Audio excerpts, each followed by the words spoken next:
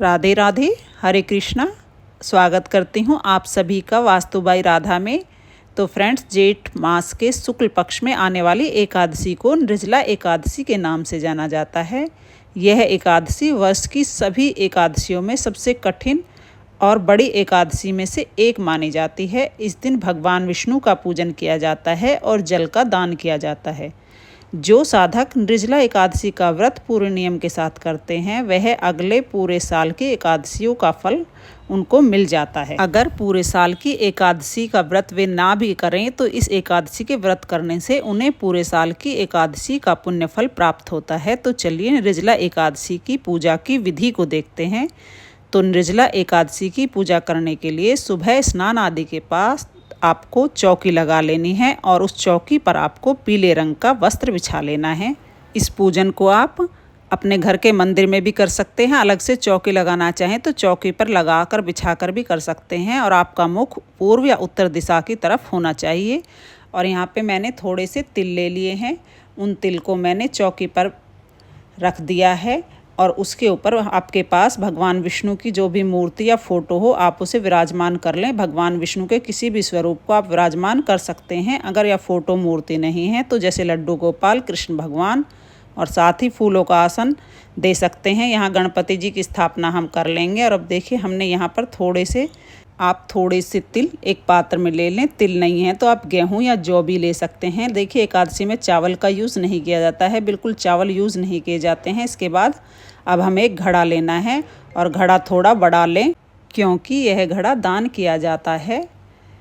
जिसे आप दान दें वह अपने इसे यूज़ में ले ले। इतना बड़ा आपको घड़ा लेना है, कोरा घड़ा लेना है, यूज़ किया हुआ घड़ा आपको नहीं लेना है। इसके साथ ही आपको इसका ढक्कन भी वो भी आप रख लें। इसके बाद आप घड़े के कंठ पे कलावा बांध लें, मोली बांध लें और घड़े का आप तिलक कर लें। आप चाहें तो सिंपल तिलक भी कर सकते हैं और या स्वास्तिक बना।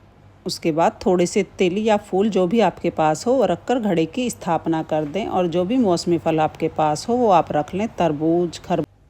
और इसके साथ ही हमें देसी घी का एक दीपक प्रज्वलित कर लेना है। इसके बाद थोड़ा सा जल और फूल की सहायता से हम स्नान की भावना से गणपति जी को, श्री हरि विष्णु को, माता लक्ष्मी को और चौकी का शुद्धिकरण कर लेंगे। बाद जिस तरह से वस्त्र पहने जाते हैं ठीक उसी तरह से गणपति जी को हमने वस्त्र की भावना से कलावा और जनेऊ अर्पित कर दिया है। भगवान विष्णु को भी हम यहाँ वस्त्र की भावना से कलावा और जनेऊ अर्पित कर देंगे। और जो हमने मिट्टी का घड़ा लिया है उसके कंठ पर भी हमने पहले ही मोली बांध दी थी क्योंकि कोई भी चीज़ खाली नहीं छोड़ी जाती है। इसके साथ गणपति जी को चंदन, रोली, तिल समर्पित करते हुए हम पूजन कर लेंगे। देखिए किसी भी पूजन में गणपति जी का पूजन सर्वोपरि होता है। सबसे पहले उनका पूजन श्री हरि को, माता लक्ष्मी को, उनको श्री हरि हाथों में जो शंख और चक्र हैं उन्हें और फोटो में जो भी देवता हैं सभी को हम टीका कर देंगे।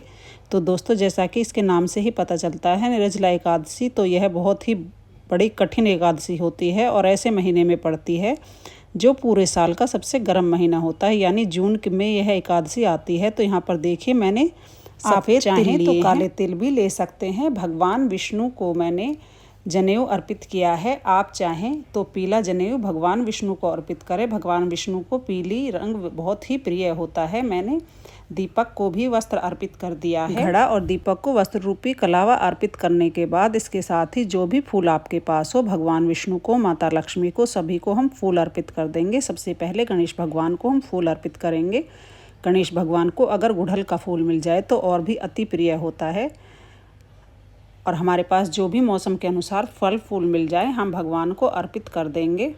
इसके साथ ही हम सभी को भोग समर्पित कर देंगे। गणपति जी को यहाँ अलग से हमने भोग रखा है आम का और खीरे का। इसके साथ ही एकादशी पर देखिए अन्न का भोग नहीं लगाया जाता है, ना ही अन्न खाया जाता है।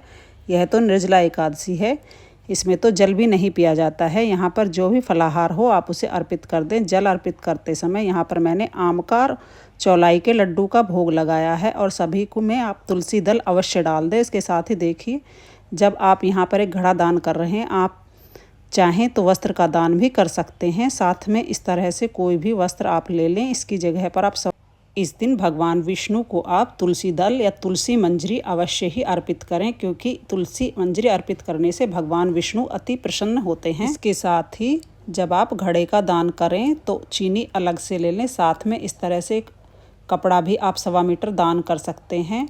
और इस घड़े को हमने जल से भर दिया है, लेकिन चीनी नहीं डाली है क्योंकि देखिए मीठा डालने से घड़ा ख़राब हो जाए। अलग से हम चीनी रख लेंगे। जो भी आपको दक्षिणा निकालनी हो उसे आप अलग से रख लीजिए। और अब देखिए चूँकि गर्म महीने में एकादशी आती है तो जल के दान के साथ साथ हाथ का जो पंखा होता है जिसे बीजना बोलते हैं उसे भी आप दान कर सकते हैं।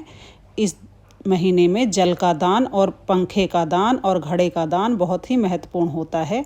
इसके साथ ही एकादशी व्रत कथा की जो पुस्तिका होती है आप उसका भी पूजन करने के बाद हम हाथ में थोड़े से पुष्प या तिल के दाने लेकर आप एकादशी यानी निर्जला एकादशी की व्रत की कथा सुने और पढ़ें।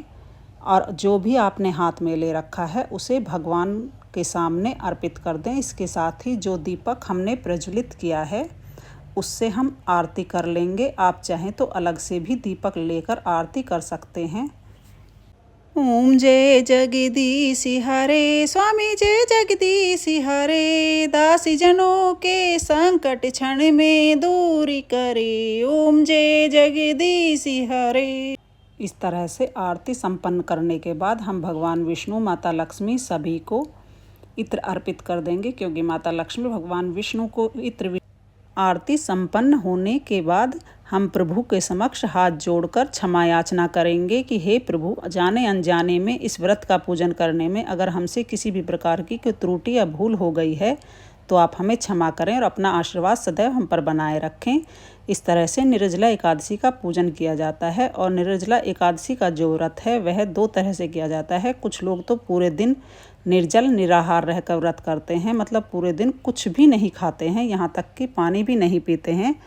तो अगर आप इस तरह से व्रत करते हैं तब तो सर्वोत्तम है। और पूरे साल के एकादशियों का व्रत अगर आप ना कर भी पा रहे हों तो इस तरह से एक एकादशी का व्रत कर आप पूरे साल के एकादशियों के व्रत का फल ले सकते हैं। यह निर्जला एकादशी का तो पूरे साल के एकादशी का पुण्य फल आपको प्राप्त हो जाएगा।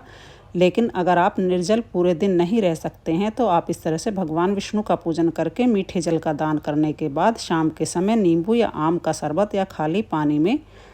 और देखिए, अगर आप इस दिन व्रत भी नहीं कर पाएँ तो निर्जला एकादशी के दिन भगवान विष्णु का इस तरह से पूजन जरूर करें। और देखिए, घड़े का दान तो आप जरूर ही करें, क्योंकि बहुत से लोग आज के दिन प्याऊ लगाते हैं और शरबत बांटते हैं, भंडारे करते हैं। और जो भी अनाथ हैं, वृद्ध हैं, यहाँ पंखे वगैरह का दान करते हैं। गर्मियों के मौसम में हमें यह सब चीज़ें राहत देती हैं। इन चीज़ों का दान अक्षय पुण्य का फल देता है। और उस जल को आप घड़े से लोट भर दें और वाटर बोतल में भरकर भी आप किसी कन्या, ब्राह्मण को या सुयोग पात्र को आप इसे दान कर सकते हैं। और एकादशी की तिथि पर चावलों का दान नहीं किया जाता है। द्वादशी वाले दिन चावल दान किए जाते हैं। और तुलसी पत्ते भी आप देखिए एकादशी से एक दिन पहले ही तोड़ कर रख लें। तो मैं उम्मीद करती हूँ कि यह वीडियो आपको बहुत पसंद आएगी, अच्छी लगेगी।